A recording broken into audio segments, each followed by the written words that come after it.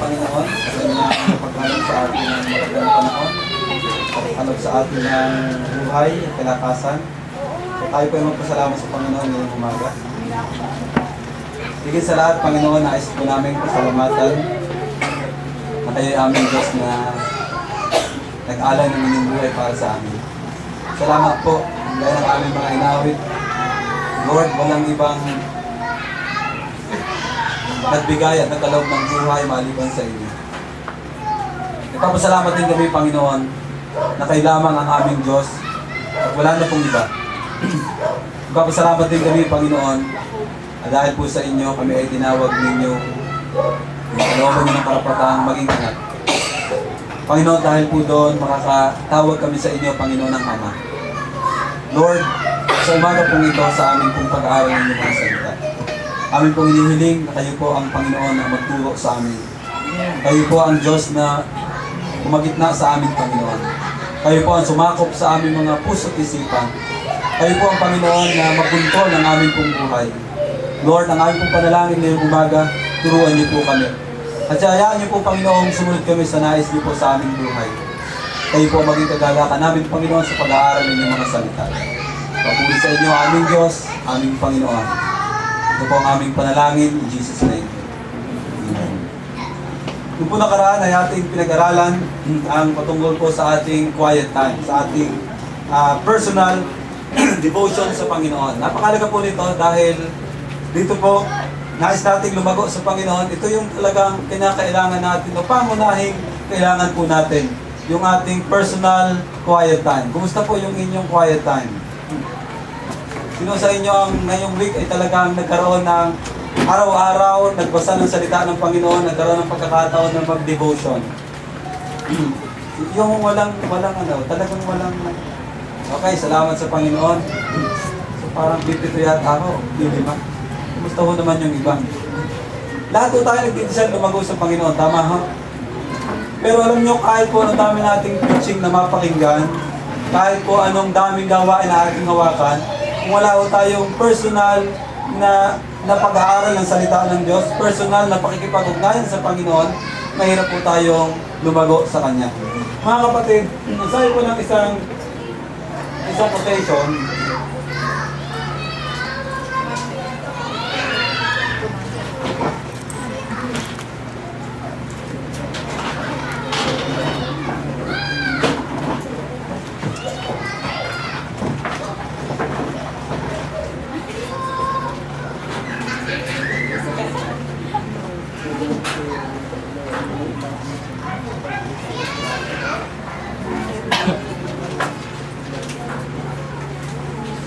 yan po, nagagawa ko.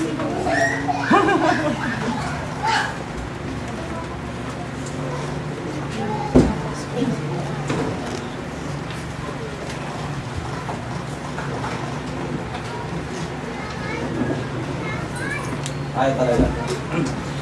Sabi po ng isang quotation, we can be tired, weary, and emotionally distraught, but after spending time alone with God, we find that He injects into our bodies energy, power, and strength. Nakakaranas po tayo ng kapaguran, nakakaranas tayo ng kalituhan. Minsan yung ating emosyon ay talagang nanlulupay-pay, nanghihina. Pero after po nating maglaan ng oras sa Panginoon, ina-inject niya sa ating buhay ang bagong lakas, ang bagong kapangyarihan mula sa Kanya.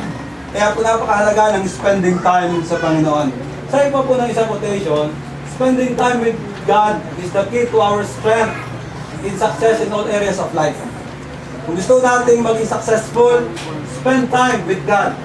Be sure that you never try to work God into your schedule, but always work your schedule around Him. So hindi ho natin pinasasakay ang Diyos sa ating schedule, kundi tayo ang sumasakay kay schedule ng Panginoon sa ating buhay. Mga kapatid, napakahalaga po nito. Kaya po, tingnan ho natin ang ating pag-aaral ngayong umaga. Actually, this topic is just a conclusion ng ating pong mga nakaraang pag-aaral. Kaya po kung tayo hindi pa rin hanggang ngayon nag-aaral ng salita ng Panginoon, wala pa rin po tayong quiet time, wala na ako magagawa. Kasi ang sabi ko po, lagi ko po sinasabi, kung tayo po ay may problema ngayon sa ating quiet time, hanggang sa mamatay ka, magiging problema mo yan. Kaya po ang akin pong panawagan sa atin po bilang tayo mga anak ng Diyos, nakakalungkot pong isipin na kung tayo mga pioneer ng iglesyang ito, at hanggang ngayon problema pa rin natin ang quiet time, nakakalungkot namang isipin. Kung tayo po ay 2 years ng Kristiyano o 1 year ng Kristiyano, siguro ko yung mga 2 months, 3 months, 5 months na Kristiyano, medyo naiintindihan pa. Pero kung kayo 1 taon na, 2 taon, 5 taon na, 10 taon ng Kristiyano, 20 taon ng Kristiyano, at hanggang ngayon wala pa rin quiet time, ito ang panahon para mag-isip ka. Ito ang panahon para ikaw ay magkaroon ng personal devotion sa Panginoon. So, in Mark chapter 1, 35 to 39, masahe po ng salita ng Panginoon, hayaan niyo pong basahin ko, kahit po yung verse 35. Ang sabi dito, kinabukasan ng madaling araw, bumangon si Jesus at pumunta sa ilang upang manalangin. Inuulit ko po, kinabukasan ng madaling araw, bumangon si Jesus at pumunta sa ilang upang manalangin. Ang lagi ko ngayon ulit, ang topic pong ito ay medyo nakakantok pag-usapan. Ang topic pong ito ang isa sa mga ayaw pag-usapan ng mga mananampalataya. Para sa kanila ito ay boring. Pero alam niyo, mga kapatid, kung ito ay boring, mag-isip po tayo kung talagang tayo ay isang Kristiyano. Kasi ang isang tunay na mananampalataya ay mayroong uhaw sa Panginoon. Sa atin nung binasa, tingnan nun natin ang practical guidelines when doing our quiet time with the Lord. These are practical guidelines. I want to share with you the 4 practical guidelines. So these are all practical. So napakadali ho nitong gawin, napakadali ho nitong isa-isip, at napakadali po nitong i-apply sa ating buhay. Practical guidelines. Mga kapatid, kung ikaw ay hindi nagku-quiet time, magsimula ka na mag-quiet time. Kung ikaw ay nagku-quiet time, ang mensahe ito ay para sa'yo. Kung hindi rin naman nagku-quiet time, ang mensahe ito ay para sa'yo. Kung nagku-quiet time ka, maaaring ang ating quiet time ay parang quiet nga. Para bang makaraos lang. Pero mga kapatid, itong practical guidelines ay pwedeng makatulong sa atin. Una, set aside a particular time. Napakahalaga po ng time. Set aside a particular time. Hindi ko po sinasabi dito na, Lord ha, 5 minuto lang ang ilalaan ko sa'yo. Ito lang yung particular time ko sa'yo. So, 5 minutes. Hindi ko po ibig sabihin na gano'n. Ang ibig ko po sabihin, magbigay tayo ng takdang oras para katagpuin ng Panginoon. Mga kapatid, kailan tayo pwedeng maglaan ng oras sa Panginoon? Ang sabi ng salita ng Panginoon, verse 35, ang sabi dyan, very early in the morning while it was still dark. Si Jesus ay naglaan ng kanyang oras very early in the morning while it was still dark. Maaaring iba sa atin ay nahihirapang gumising ng maaga. Sino sa atin nahihirapang gumising ng maaga? Huwag na itaas ang kamay. Pero marami sa atin may problema sa ganitong pagising ng maaga. Pero alam niyo mga kapatid, ito yung isa sa masarap na kausapin ng Panginoon. Ang ginawa ko ng Panginoon, verse 35, very early in the morning, while it was still dark. Hindi ko po alam kung nakaranas na kayong gumising ng madaling araw at yun po yung time na kayo ay nanalangin sa Panginoon. Ako po naniniwala, pare-pareho tayong may oras sa Panginoon. Tama ha? Kasi may oras tayo para mag-Facebook. May oras tayo para makipag-chat sa ating mga kaibigan. At naglalaan tayo ng 1 oras, 2 oras. Naglalaan tayo para makipag-tsikahan. Maaaring makipag-chismisan. Ilang oras? 30 minutes? 1 hour? May time mo tayo. May time mo tayo para magpunta sa mga malls. Mag-window shopping kahit di mapili. Pero may time mo tayo para magpunta sa mga malls. Ibig sabihin mga kapatid, meron ho tayong oras. So sabi ng salita ng Panginoon, very early in the morning while it was still dark. Matthew chapter 14, verse 23, ang sabi ng salita ng Panginoon, after He had dismissed them, He went up on the mountainside by Himself to pray. When evening came, He was there alone. Ang ating Panginoong Jesucristo, kapag siya nagpe-pray, maaaring madaling araw. At the same time, sabi ng Biblia, when evening came, maaaring gabi, nagpe-pray din siya. So sa Panginoon, hindi yung problema kung anong oras ka naglalaan ng iyong quiet time. Ang mahalaga, meron kang panahon para mag-quiet time. Luke chapter 6, verse 12, one of those days, Jesus went out to mountainside to pray and spent the night praying to God. And spent the night praying to God. Alam niyo, ang ating Panginoong Jesus talagang sa Kanya, ang pananalangin ay Kanyang buhay na. Ito'y Kanyang custom na. Ito'y Kanyang nakagawin na. Ito'y Kanyang habit na. So mga kapatid, hindi ko sinasabi rito kung umaga ka, pwede mag-pray, o kung gabi. Ang mahalaga, meron kang takdang oras. You have a particular time to have your personal devotion with the Lord. Kahit nga po ang mga mananampalataya sa Book of Acts, meron silang mga oras. And usually, ang kanila pong oras ng pananalangin ay 3 o'clock in the afternoon. Mga kapatid, si Joshua, anong oras siya nag-devote ng kanyang time? Sabi ng Panginoon, Joshua chapter 1 verse 8, dilihin mo ang aklat na yon, basahin mo, araw at gabi. Si Daniel, kailan? 3 times a day. Siya ay lumalapit sa Panginoon. Meron siyang devotion sa Panginoon 3 times a day. Si Moses, kailan siya lumalapit sa Panginoon? Sabi ng Biblia, nakaugalian ni Moises na lumapit sa Panginoon, magkaroon ng time sa Panginoon. Mga kapatid, napakahalaga po na meron tayong partikular na oras sa ating pong mananalangin sa Panginoon. Ano pong oras tayo pwedeng manalangin? Well, that depends upon you. Maaaring iba po sa atin, sinasabing mga roasters. Anong ibig sabihin noon? Ang iba ay maaaring maagang nagigising, lalo na po pag mga ikaw ay senior citizen na. 50 plus, hindi ko po alam. Yun po parang gusto kong maranasan. Yung magising ka lang alas 4 tapos hindi ka na makatulog. At ang iyong gagawin na lang, magpe-pray ka na lang. Issue ba yan? O yung ba ang nangyayari sa mga senior citizen? Yung pag nagigising na 3 o'clock, 4 o'clock, hindi ka na makatulog. Gusto mo na lagi manalangin. Mga kapatid, maaaring iba sa atin, sabi nga parang manok. Maagang nagigising. Yung iba pa naman sa atin ay parang daw kwago. Ibig sabihin, tulog sa araw, gising naman sa gabi. May mga time tayo na pwedeng umaga tayo mag-pray madaling araw, di kaya naman ay maaari naman gabi bago matulog.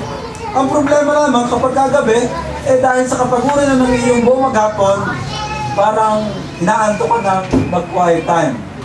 Mga kapatid, napakahalaga po na meron tayong oras. Si Hudson Taylor, the father of modern missions, siya po ang kanyang ginagawa kapag siya humihingi ng guidance sa Panginoon. Alam nyo, sabi niya, found it difficult to gain the freedom of offer private prayer. Ang kanyang habit, gumigising siya ng alas 2 ng madaling araw hanggang alas 4. Sipin nyo, alas 2 hanggang alas 4, nagpe-pray siya.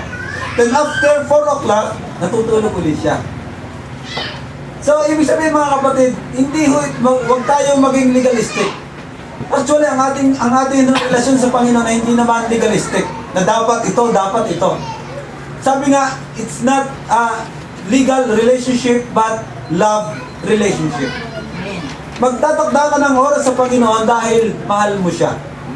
So, kumusta po? Meron ba tayong takdang oras sa ating pong paglapit sa Panginoon? Mga kapatid, gano'ng kahaba? Ito yung kadalasan tinatanong ng iba. Parang mensahe din yan. Gano'n ba kahaba dapat nagsasalita ang pastor? Depende po sa atin. Pero ang sabi ng Matthew chapter 26 verse 40, sabi niya sa kanyang mga alagad, could you men not keep watch with me for 1 hour? Di ba kayo makatiis sa akin, makapanalangin sa akin sa loob ng isang oras? Sa iba, ang haba naman. Pag-iisipin mo, 1 oras, parang tinatamad ka na. Pero alam niyo mga kapatid, maganda rin, maglaan ka ng 10 minutes. Maging habit mo, 10 minutes. Then later on, yung kapasidad mo ay tutulungan ka ng Panginoon na madagdagan ng 15 minutes, 30 minutes, 1 hour, 2 hours. Depende sa nais ng Panginoon sa iyong buhay. Ang sabi po ni Tozer ay ganito. Pakibalik? Ang sabi niya, medyo advanced tayo kapatid. God's acquaintance is not made by popcorn, meaning not popcorn or quick visits. So God does not bestow His gifts on the casual or hasty comers and goers. Hindi niya binibigay ang kanyang gifts sa mga casual at saka sa mga hasty. Ibig sabihin sa mga nagmamadali. Mga gusto lagi ay madalian. Much time alone with God is the secret of knowing Him and influence with Him. So, much time alone with God is the secret of knowing Him. Kung gusto mong mas makilala pa ang Panginoon, maglaan ka ng mas mahabang oras sa Kanya. Kung gusto mong ma-influensyan Kanya, maglaan ka ng mahabang oras. Sabi po ng isang quotation, ay ganito, "It is worth any sacrifice to spend time in Christ's presence. Time spent with Him is never wasted." Kung nagdadaan ka ng oras sa Kanya, hindi po naaksaya ang iyong oras. Ang problema po sa atin mga kapatid, pagising mo na sa umaga, lagi ka na nagmamadali. Tama ho? Lalo na pag nanay ka. Lalo na pagka ikay magtatrabaho, at lalo na kapag ikaw ay late na nagising. O pininiwala na kaya natin disiplinahin ang ating oras. Kaya nating disiplinahin ang ating mga sarili. At maglaan ng oras sa Panginoon. Aside po ng isang manunulat, sabi niya, the believer must understand that he has no power of his own to maintain his spiritual life. Wala naman daw tayong kapangyarihan para yung ating spiritual na buhay ay lagi maging malakas. No. He needs each day to receive new grace from heaven through fellowship with the Lord Jesus Christ.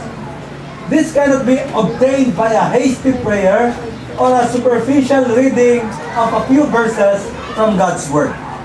Mahirap po makaranas ng kalakasan mula sa Panginoon sa pamagitan ng dali-daling pananalangin or superficial reading of a few verses from God's Word.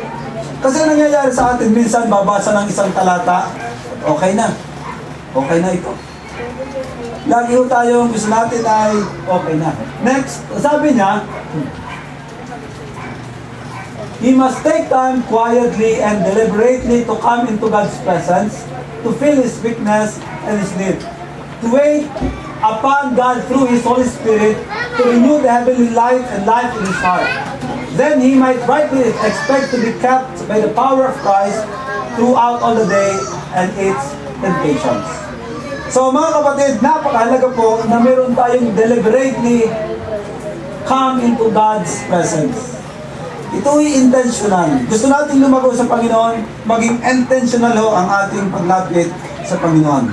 You must find the right time. It should be your very best time spending with God. Don't give the Lord your leftovers. Huwag pong tira-tirahan ang ating ibigay sa Panginoon. Mga kapatid, set aside a particular time. Meron ba tayong oras sa paglalaan ng ating quiet time sa Panginoon? Inuulit ko po, meron ba tayong particular time? Gusto ko pong ngayon magkaroon tayo ng talagang particular time. Kung tayo ang ating pasok alas 7, gising tayo ng alas 4. 4:30. Sabi nga ng isang nag-text, wag mo nang, ano sabi niya? Ang tulog yan ay iring makakamtan, magsasawa ka rin yan. Pag umuwi ka na sa langit, ay magsasawa ka rin naman ng pahinga. So yun ay hanggang lupa lang. At wala namang namatay dahil gumising ng maaga. Meron ba kayo well, maaari sabihin ng doktor na yun ay nakakaruwi ng katawan, pero wala akong namang tiyak na katotohanan yun. Ang pagising ko ng maaga, hindi yun nakamamatay.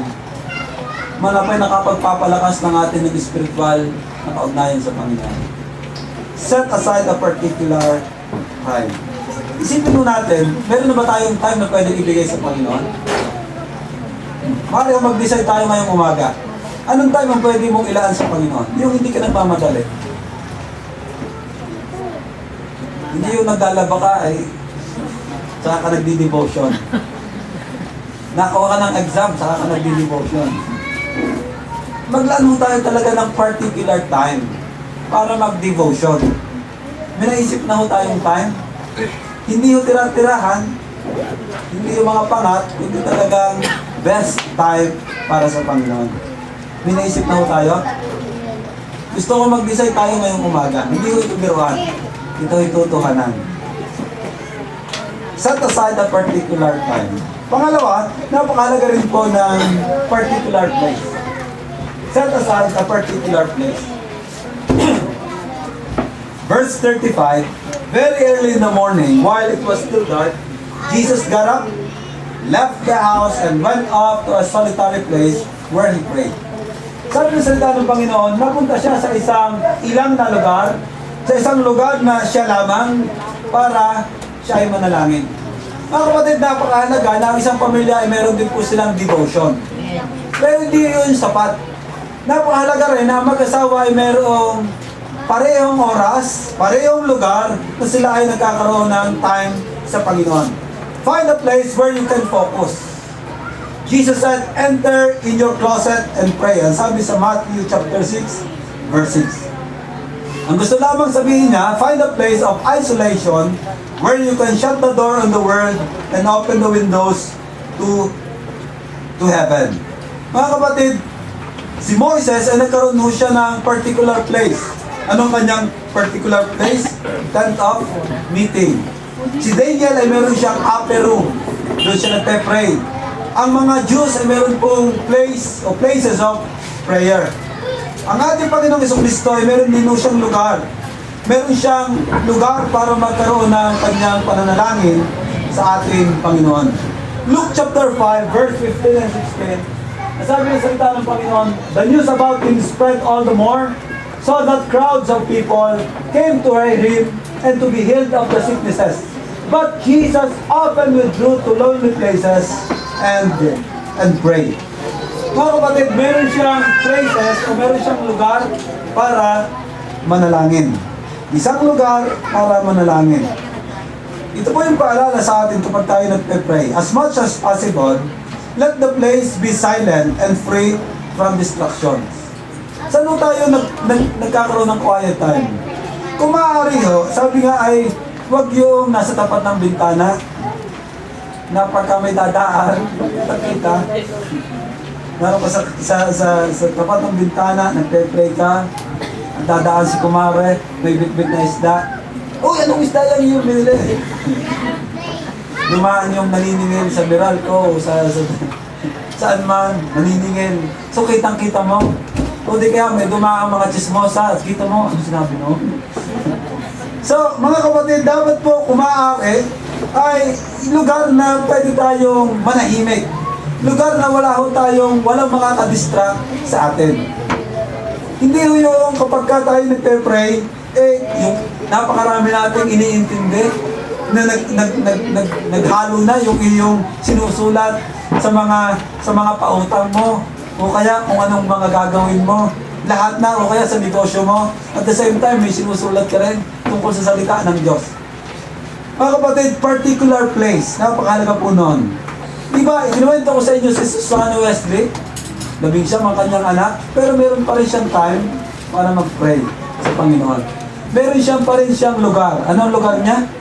Yung kanyang tumba-tumba, itatas niya ang kanyang apron. Pag nakita ng kanyang anak, ay nagpe-pray si nanay. Meron hong specific na lugar. Meron particular na lugar na pwedeng manahimik at free from distraction. Mga kapatid, by the way, distractions could be in the mind. Minsan yung ating iniisip na pag tayo magpe-pray, di ba, naranasan niyo ba na magpe-pray kayo? At the same time, may bumabagabag sa inyong isip. Maring yung inyong anak, napapasok, ano bang aking lulutuin mamaya? Saan ba ako pupunta mamaya? Ay, si kumare, si kumpare. O, may exam nga pala kami mamaya, may quizzes. Wala ka na naisip doon sa iyong ginagawa, kundi litaw na o ang iyong isip ay nasa iba ng planeta. Mga kapatid, maaaring ito po yung ating nagiging distraction sa ating kaisipan. O nagiging problema natin, actually ito yung mga practical, minsan makakapanood tayo ng isang movie. Yung movie na gustong-gusto natin, talagang naka-apekto sa ating isip. At pag tayo nagpe-pray, sayang dapat ganun ang ginawa ng bida. Nagdidikta sa ating kaisipan yung mga maaring napanood natin, o lalo na kung horror movies. O di kaya naman, maaring bago tayo mag-devotion, meron tayong nakaaway. O maaaring na-excite tayo sa mga bagay-bagay na nangyari at narinig natin. Mga kapatid, those are also distractions sa ating pananalangin sa Panginoon. O maaaring nag-Facebook tayo bago tayo nag-devotion. Those are maybe distractions sa ating pananalangin sa ating Panginoon. The quiet is an important part. Find a place where you can spend it alone with God, unhurried and without distraction. So, the quiet, mahalaga po dito yung tahimik. The quiet is an important part. Maghanap po tayo ng lugar na pwede tayo mag-spend ng ating mga sarili kasama ng Diyos, hindi nagmamadali at wala akong distraction. Ang problema sa atin, lalo na pag maliit po yung bahay, tapos nandoon na yung tulugan, nandoon na yung kainan, nandoon na lahat. Yung ginagawa ng iba ay sa park na pray. Pumupunta sa isang lugar na siya ay pwedeng mag-isa. Ibig sabihin mga kapatid, pwede pa rin ho tayong maghanap ng lugar na pwede ho tayong manalangin, mag-devotion sa Panginoon. Set aside a particular place o set aside a particular time. Meron na ba tayong lugar para manalangin at mag-devotion? Yung iba nga, sabi nila, mas nakakaramdam ako ng kapahingahan sa CR. Ang mahalaga, meron kang time to spend with God. Yung iba ay saan pumupunta para makaranas ng, yung iba sa mga fast food chain. Kung sila kakahanap ng pagkakataon para manalangin, dahil magulo sa bahay. May time po tayo para magkaroon ng place at ng time sa Panginoon. Saan po ang inyong paboritong lugar? Saan ang inyong dating tagpuan kasama ang Panginoon? Meron ba kayong kinasanayang tagpuan ng Panginoon? Particular time at particular place. Pangatlo, ito ang pinakamahalaga. Secure a copy of God's Word and a notebook. Napaka-practical po nito. Secure a copy of God's Word and a notebook. Magkaroon na tayo, mayroon naman mag-devotion na walang Biblia. Sino sa inyo nag-devotion nang walang Biblia? Wala kung paano kayo nag-devotion. Pero sabi ni Mayers, sabi niya, if you major in the Bible itself, rather than devotional books, the benefits will be notably greater. Sinabi ko po nung nakaraan, sabi ni Max Lucado, di ba? Ayaw natin ng second hand. Gusto natin yung first hand.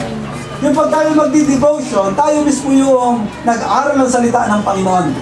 Hindi yung tayo nakabase sa mga application sa ating mga cellphones. Napakarami yung mga devotional materials.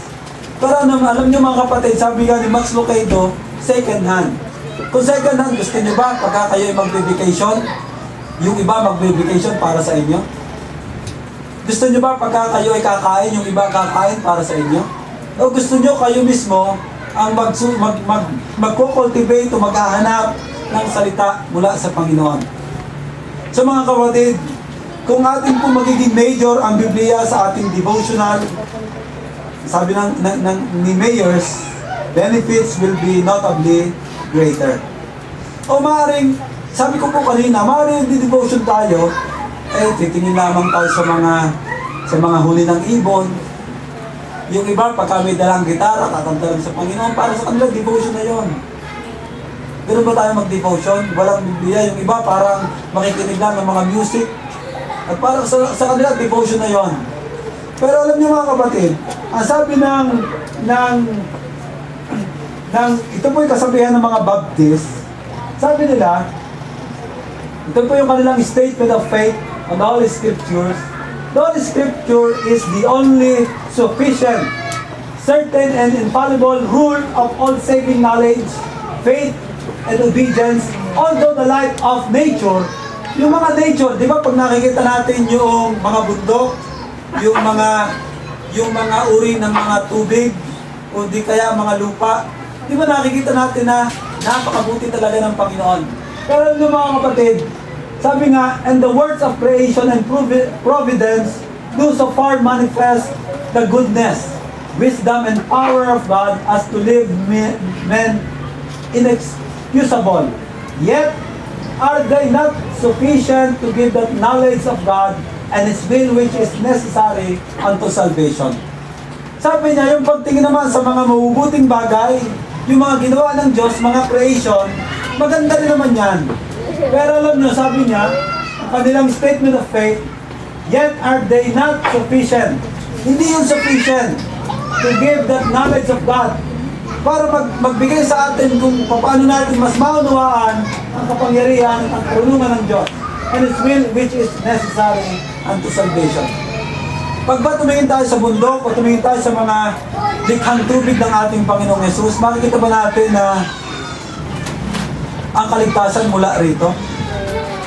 Sa Biblia lang po natin makikita na ang Panginoong Jesucristo ay namatay para sa atin at yun lamang ang tunay na kaligtasan para sa atin.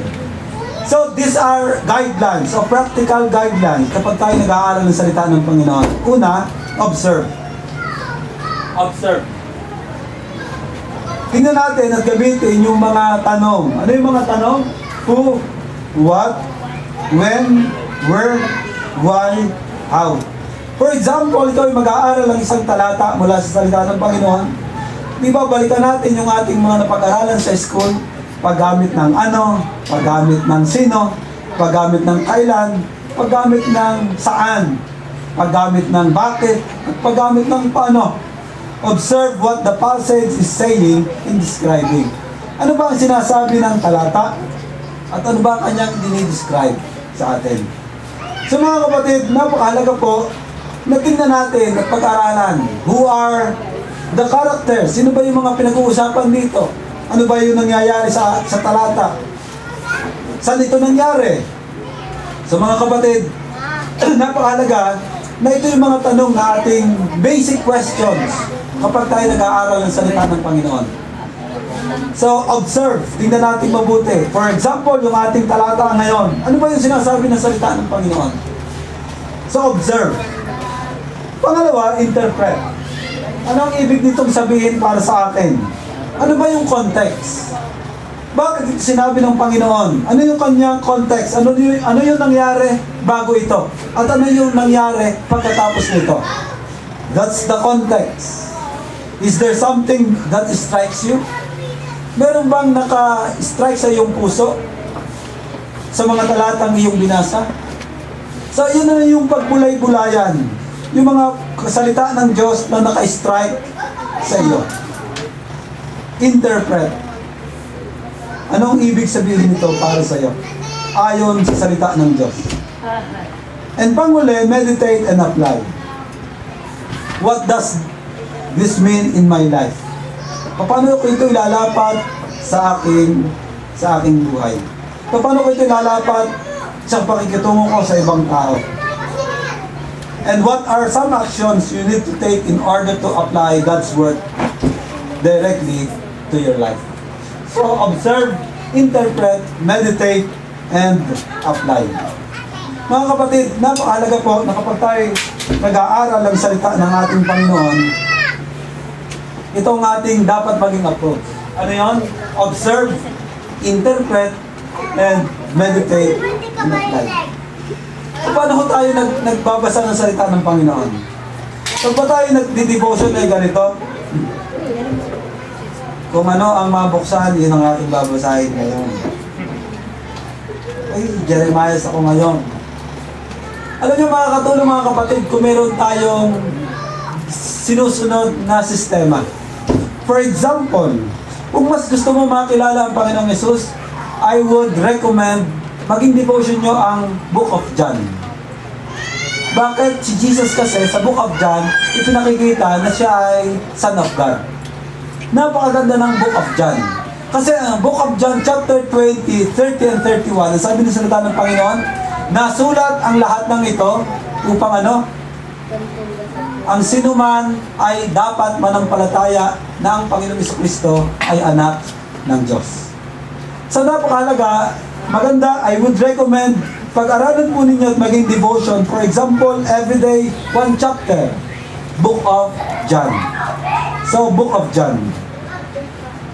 Mga kapatid, mahalaga rin paalala, next slide, record what God has given you. Kaya po mayroong notebook. Maganda kung ano sinabi ng Panginoon sa iyo, ay iyong isulat. Tayo kasi mga tao ay madaling makalimot. Kaya po maganda na isinusulat mo yung iyong devotion, yung iyong natutunan mula sa Panginoon. Write down what God says to you and what He tells you to do. Hindi kinakailangan napakamabulaklak yung iyong sinulat. Bisan parang sinusulat mo talagang napakamabulaklak, yung bang napaka punong-puno ng information, pero hindi mo naman magawa. Parang puro sulat lang, hindi mo naman magawa. Mga kapatid, you're not writing it for publication or to impress other people. Yun po yung sariling experience sa Panginoon. Alam niyo mga kapatid, kung ito'y ating susundin, hindi yung pwede rito madalian. Kasi magbabasa ka ng talata, mananalangin ka sa Panginoon, kung gagawin mo ito ng seryoso, maybe kalahating oras is not enough para gawin mo ito. Yung isang oras ay sapat na. Pero alam nyo, ang bunga ng mga kapatid, isang oras, araw-araw na nananalaan mo sa Panginoon, napakalaki ng epekto nun sa iyong buhay. Napakalaki ng epekto nun sa iyong buhay. Compare sa napakarami mong gawain sa church, compare na napakarami mong ginagawa, pero kung busy ka sa king o sa kingdom at hindi sa king, wala rin mong silbi ang ating ginagawa. Mga kapatid, secure a copy of God's Word and a notebook. Sino sa inyo may sariling notebook kapag nagkakaroon ng devotion? Meron ba kayong notebook sa Panginoon? Kasi pwede mong isulat doon yung iyong hinaing sa Panginoon. Yung bang, Lord, talaga naman gusto-gusto ko itong babaeng ito, ang lalaking ito, ay hindi ko kapansinin. Ano bang maganda kong gawin? Ang inyong kalooban ang mangyari sa akin. Di ba, nakikipag-usap ka sa Panginoon at masasabi mo yung gusto mong sabihin sa Kanya. Secure a copy. And last, spend time in prayer. Spend time in prayer. Spend time in prayer. Maglaan mo tayo ng oras sa ating panalangin sa Panginoon.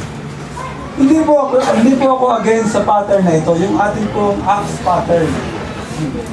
Kung ito may makakatulong sa atin para meron tayong sistema, meron tayong guidelines, maganda rin mo ito. Pero ito po yung isa lamang pattern o guideline. Yung adoration, it means praise God for who He is. Sa atin ng adoration, pag tayo nagpe-pray, kinikilala mo kung sino ang Diyos. Lord, tunay kang mabuti. Tunay kang matapat sa akin. Tunay na kayo ang may likha ng lahat ng bagay. Adoration. Consecration. Devote yourself to God. Confession. Maaaring mayroon ka mga kasalanan na nagagawa. Huwag po tayong maging general ng paghingi ng tawad sa Panginoon.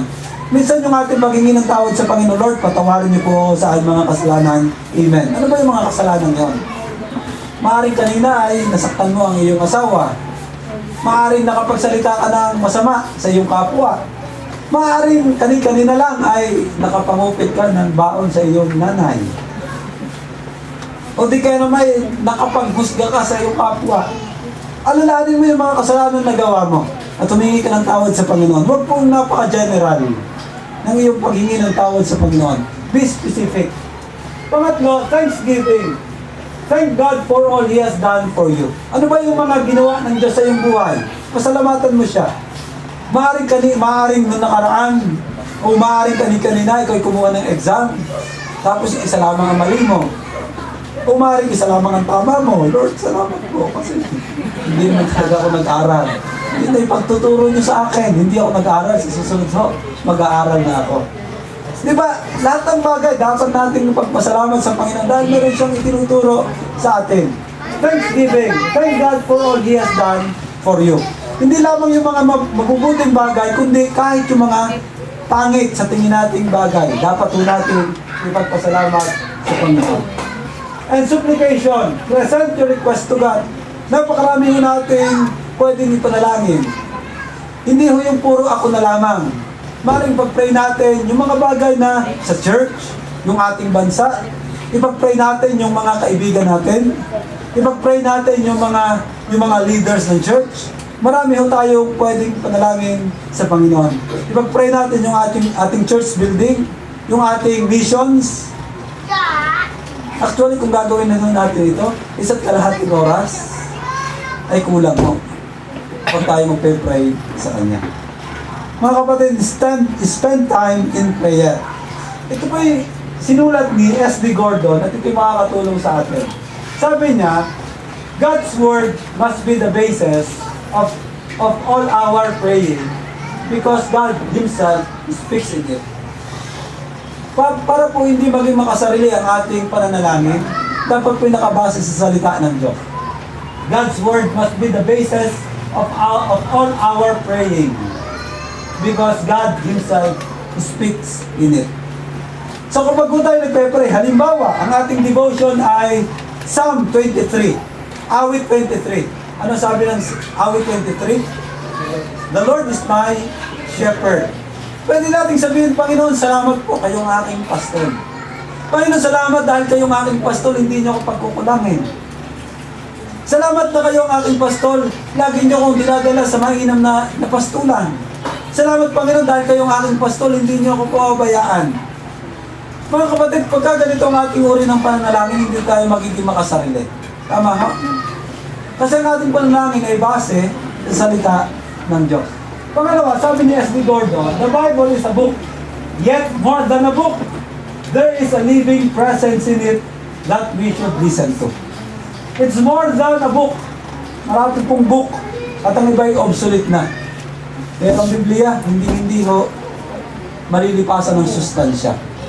Ang salita ng Diyos ay isang salita na hindi nawawala ng kabuluhan. Mga kapatid, there is a living presence in it that we should listen to.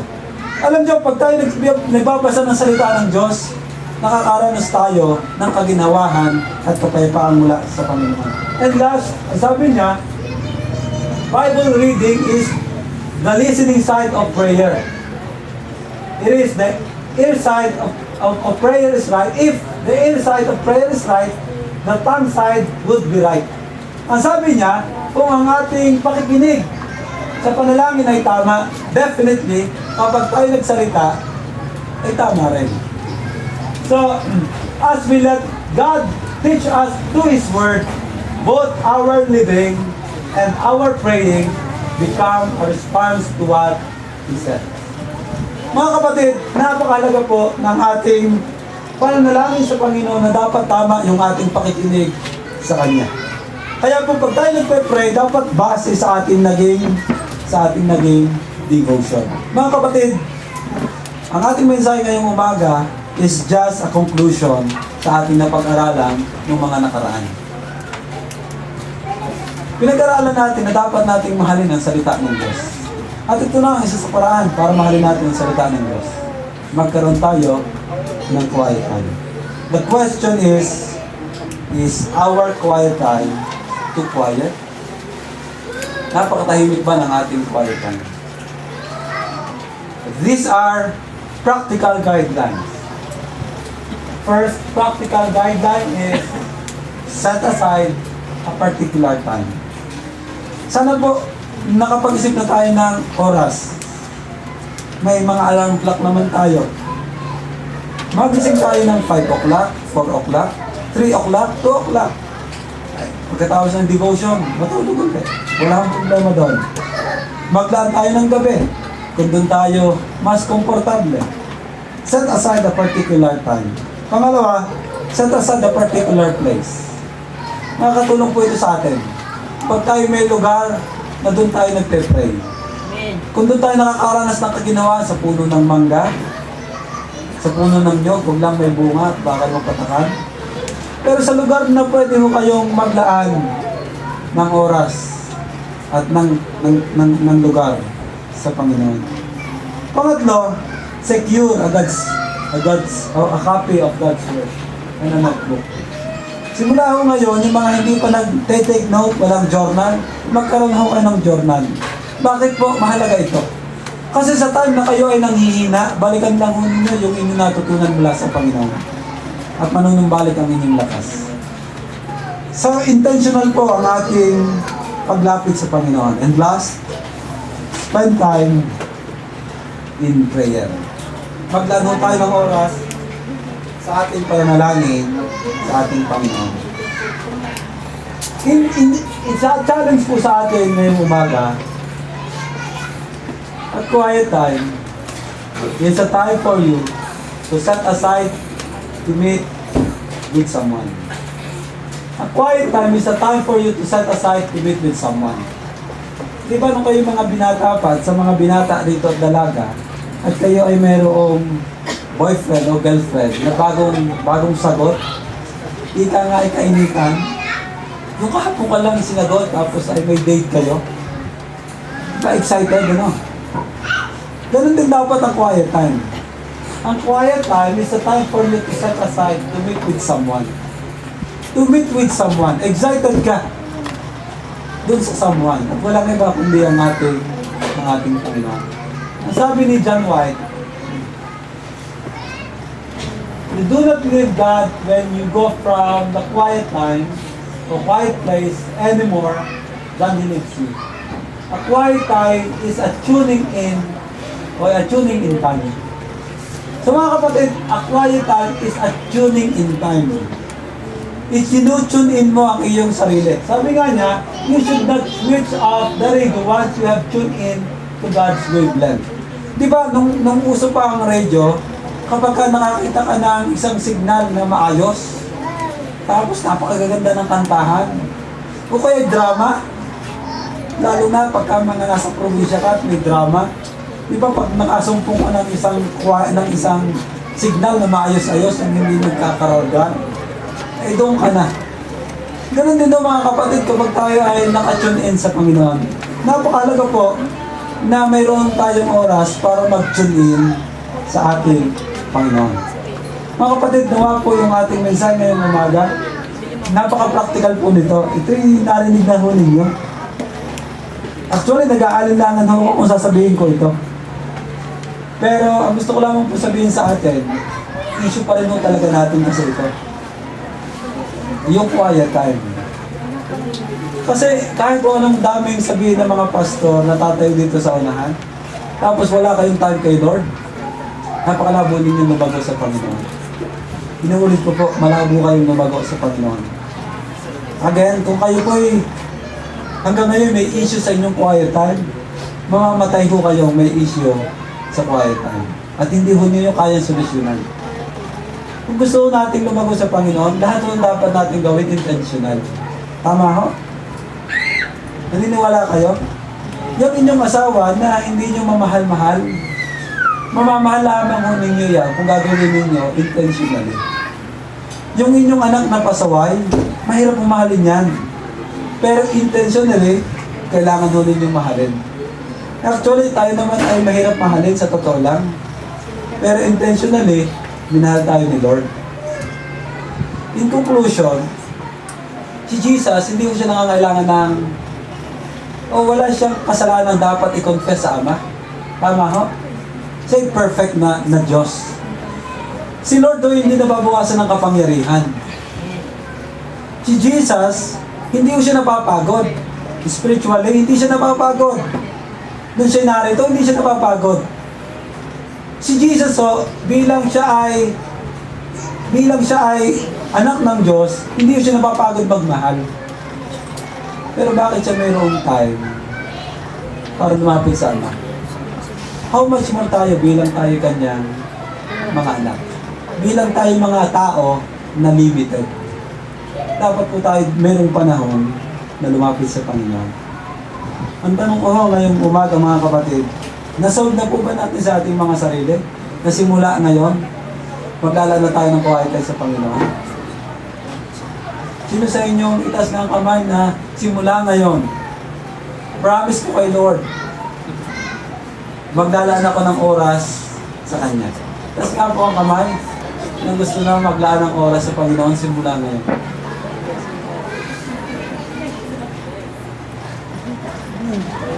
Parang ayaw ninyo. Nakakalungkot namang isipin na nagdadalawang isip pa rin kayo. Alam niyo mga kapatid, ang inyong tinanggap na pananampalataya hindi biro. Binanggit ko na po sa atin, ang pagiging Kristiyano ay hindi pwedeng tamad. Kung kayo tamad naman ng palataya, later on, kayo mismo ilalayo sa Panginoon. Huwag na huning kayo yun. Kung gusto niyo lumago sa Panginoon, maglago kayo ng oras sa Kanya. Kahit kung ano yung magagandang mensahe na inyong marinig, pero kung wala kayong time kay Lord, malago ang lumago. Kaya I hope, hindi ko kayo pipilitin. Ito mo hindi pilitan. Pero ang inyong devotion binibigay sa Panginoon, hindi depende sa inyong pagmamahal sa Kanya. Kaya napakahirap kantahin yung salitang mahal na mahal kita, Panginoon. Mahal na mahal kita, Panginoon. Sabi ni Lord, hindi nga, wala ka ng devotion kanina. Anong masasabing mahal mo ako? Hindi ka nga nag-pray. Anong masasabing mahal mo ako? So I hope and pray na dumating po sa puso ng bawat isa sa atin ang tunay na revival. Kausapin nawa kayo ng Panginoon. Tapos na ako magsalita.